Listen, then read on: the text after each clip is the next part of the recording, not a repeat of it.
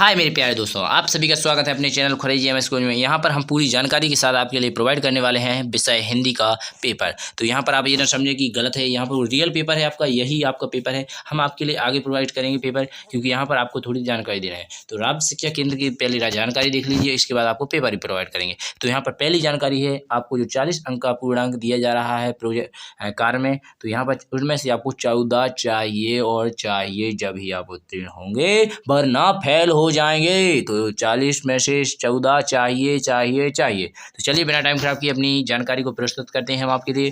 तो ये रहा आपका जानकारी। यहाँ पर पूछा है राज्य शिक्षा केंद्र, तो यहाँ पर चलेंगे। तो यहाँ पर आप पूरी जानकारी अच्छी तरह देख लीजिएगा। तो यहाँ पर खंड आ में 24 प्रश्न लिखने कार्य हेतु होंगे और खंड बा में 2 प्रश्न प्रोजेक्ट कार्य हेतु होंगे। तो यहाँ पर आपको दिया गया है 24 आपके जो खंड आ रहेगा उसमें मिलेंगे आपको। यहाँ पर खंड बा है जो आपको, उसमें 2 क्वेश्चन प्रोजेक्ट कार्य के हेतु मिलेंगे। इस प्रकार दोनों के मिलाकर 26 प्रश्न होते हैं। तो खंड आ में अंतराल पूछे गए प्रश्नों के उत्तर निर्धारित समय सारणी अनुसार बच्चे द्वारा शाला में लिए जाएंगे। तो यहाँ पर शाला में लिए जाएंगे आपको, यहाँ पर ये क्वेश्चन आपको शाला में लिए, इनके भी हम आपके लिए प्रोवाइड कर देंगे इंपोर्टेंट क्वेश्चन, ठीक है। तो यहाँ पर पूछा है खंड व अंतरिक्ष प्रोजेक्ट वर्ग में संबंधित प्रश्न बच्चे घर पर रहकर हल करेंगे व निर्धारित समय सीमा में शाला में जमा करेंगे। तो यहाँ पर आपको समय में जमा करना है लिखकर, तो यहाँ पर जल्दी से लिख लीजिए और जमा करें। आज भी का बस हमने पूरा प्रोवाइड कर दिया आपके लिए, तो जल्दी से कर दीजिएगा। वर्कशीट में ही प्रश्नों के उत्तर व प्रोजेक्ट कर वर्ग लिखने हेतु प्रश्न स्थान दिए रहेंगे, अर्थात वर्कशीट का स्वरूप प्रश्न पत्र सह उत्तर पुस्तिका में के रूप में होगा। तो आशा करेंगे पूरा अच्छी तरह समझ में आ गया होगा। इसके आगे और भी जो क्वेश्चन है, एक प्रोजेक्ट ये रहा, तो इसको भी अच्छी तरह देख लीजिए। जैसे प्रोजेक्ट वर्दी अंतर्राष्ट्रीय इस प्रकार के प्रश्न दिए जाएंगे जिसमें बच्चे जानकारी अवलोकन आधार पर लगाएंगे, विश्लेषण करने, निर्देशन निकालन और टिप्पणी लिखिए। प्रोजेक्ट वर्ग से आवश्यक यह नहीं कि बच्चे कोई मॉडल बनवाया जाए। ये प्रोजेक्ट ऐसे होंगे जो कि पुनः घर से उपलब्ध रोजमर्रा की सामग्री के आधार पर घर से सदस्यों से जानकारी एकत्रित कर पूर्ण कर जा सकेंगे। तो यहाँ पर आपको ऐसे दी जाएगी जानकारी, जो आपको अपने घर से जानकारी दी जाएगी, उनसे आप घर से पूछकर, बच्चों से या आपके दोस्तों से या भाइयों से या माता पिता से या चाचा चाची से या दादा दादी से इसको आपको पूरा करना है, या अपने सर से कर लीजिए, सीधी बात, ठीक है। तो चलिए नेक्स्ट क्वेश्चन को अगर नहीं किसी से करना तो हम आपके लिए बता ही रहे। तो यहाँ पर आपने पूरी जानकारी देख ली। चलिए बिना टाइम खराब किए हिंदी के पहला क्वेश्चन यहाँ पर प्रारंभ होता है। तो चलिए हम आपके लिए बताने वाले हैं। अगर आप नहीं जानना चाहते हमारी तरफ से, तो हमने जितनी जानकारी दी उसको देखकर अपने घर से पूछ सकते हैं। तो चलिए अपने परिवार से पूछ लीजिएगा। तो यहाँ पर पहला क्वेश्चन पूछा गया आपसे, अपने गांव या शहर में अथवा आपके पास में स्थित प्रमुख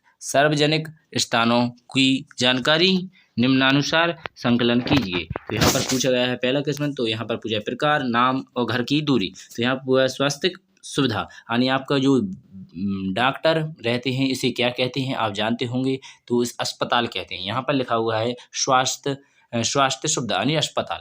आपको अपनी जो अस्पताल है उसका नाम लिखना है। यहाँ पर कौन सी अस्पताल है आपके घर से दूर, यानी कितने दूर है, और घर से यानी घर से कोई भी अस्पताल का नाम लिख दीजिए और वह कितने दूर है आपके घर से, यह है आपको यहाँ पर प्रोवाइड करना है। इसके आगे लिखा हुआ है आपके बैंक का नाम लिखना है, यानी जो बैंक आपसे अधिक नज़दीक हो उस बैंक का नाम लिखना है, और आपसे कितनी दूरी पर है घर से उतना भी लिखना है आपको यहाँ पर। जैसे आपको 8 किलोमीटर है तो 8 किलोमीटर, 10 किलोमीटर है 10 किलोमीटर, 20 किलोमीटर है 20 किलोमीटर लिख दीजिए। अगर आपके पास में है 100 मीटर दूर तो 100 मीटर दूर भी लिख सकते हैं, ठीक है। तो यहाँ पर पूछा गया है डाक संचालन सुविधा, यानी जो डाक की सुविधा है वो आपके कितने नज़दीक है, और नाम भी लिखना है उस डाक का, यानी कौन सी डाक आपके पास में स्थित है, तो उसका नाम लिख दीजिए यहाँ पर, और उसकी दूरी लिख दीजिए कितने दूर स्थित है। यहाँ पर पूछा गया परिवहन, यानी बस स्टैंड होता है जिसे आप जानते हो, यहाँ पर बसें खड़ी होती हैं, या टेम्पो स्टैंड या रेलवे स्टेशन या हवाई अड्डा, कोई भी परिवहन हो जहाँ पर जो यातायात करते हैं वाहन वो, तो उसका आपको लिखना है कितनी दूरी पर है यहाँ पर, और उसका नाम लिखना है कौन सा बस स्टैंड आपके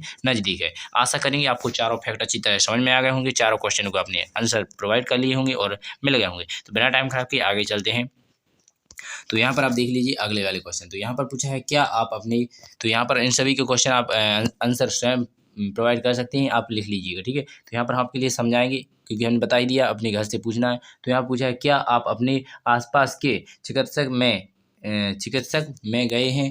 आपने क्या कौन कौन से उपकरण देखे, उनके नाम लिखिए। तो यहाँ पर आप अगर आप अस्पताल में गए होंगे तो वहाँ पर एक सुई लगाता है, तो यहाँ पर इंजेक्शन लिख लीजिएगा। इसके बाद थर्मामीटर बुखार चेक करने के लिए लगाता है, उसका नाम लिख लीजिएगा। तो यहाँ पर आप जानते होंगे अच्छी तरह से, वो कान में लगाकर चेक करता है धड़कन, तो उसको भी लिख लीजिएगा। तो इनके नाम आप डॉक्टर से पूछ के जा लीजिए, या फिर अपने घर परिवार से पूछ लीजिएगा और लिख लीजिएगा। चलिए नेक्स्ट क्वेश्चन को देखते हैं। नेक्स्ट क्वेश्चन में इसी प्रकार के रहेंगे, हिंदी में आपको बिल्कुल घर से जानकारी देना। ठीक है, अपने आसपास के किसी बैंक या डाकघर में जाकर पैसों को जमा करने या निकालने का प्रक्रिया का पता करें। यानी पैसे निकालने के लिए क्या क्या करना पड़ता है वो बताना। एक फार्म भरेंगे, उसमें पैसे लिखेंगे, फिर अंगूठा लगाएंगे, तो उसमें आपके पैसे डाक द्वारा वो कंप्यूटर में लिखेंगे और हस्ताक्षर करेंगे आप, तो आपके पैसे निकल आएंगे। इस प्रकार आपको बताना था। तो यहाँ पर डाकघर में भी इस प्रकार होता है। चलिए नेक्स्ट क्वेश्चन को देखेंगे। नेक्स्ट क्वेश्चन में पूछा है, क्या आपने किसी को पत्र लिखा है? पत्र में क्या क्या लिखना जरूरी है? तो यहाँ पर किसी को भी पत्र लिखा हो आपने, जैसे अपने भाई की शादी में किसी को बुलाया था, पत्र लिखा था, तो उसमें आपने अपने मित्र का नाम लिखा होगा, स्थान लिखा होगा। तो ये तो इंपॉर्टेंट है, अगर आप स्थान ही नहीं लिखोगे तो कहाँ पहुँच जाएगा पत्र, पता ही नहीं पड़ेगा कहाँ पहुँच जाएगा। इसके बाद आपको उसमें लिखना पड़ेगा मेरे दोस्तों, मेरे जो आपका कार्य होगा उसको लिखना पड़ेगा। इसके बाद आपको अंत में लिखना पड़ेगा, मेरे जैसे आपका छोटे बड़े को लिए, बड़ों के लिए चरण स्पर्श एवं छोटों के लिए स्नेह देना। और आशा करूँगा मैं अपना यहाँ पर लिखिए, आप जरूर लाएंगे। यहाँ पर आप नीचे लिख सकते हैं अपना नाम और अपनी जानकारी। ठीक है, तो अपना नाम लिख दीजिए। इस प्रकार आप को तारीख वारीख सब देना पड़ेगा, वरना तो कहाँ से आएगा, कोई तारीख को आ जाएगा, पता ही नहीं पड़ेगा। तो इस प्रकार आप लिख लीजिएगा अपने हिसाब से। ठीक है, हिंदी तो आप लिख ही लेते होंगे, तो लिख लीजिएगा और अपने परिवार से पूछ लीजिएगा।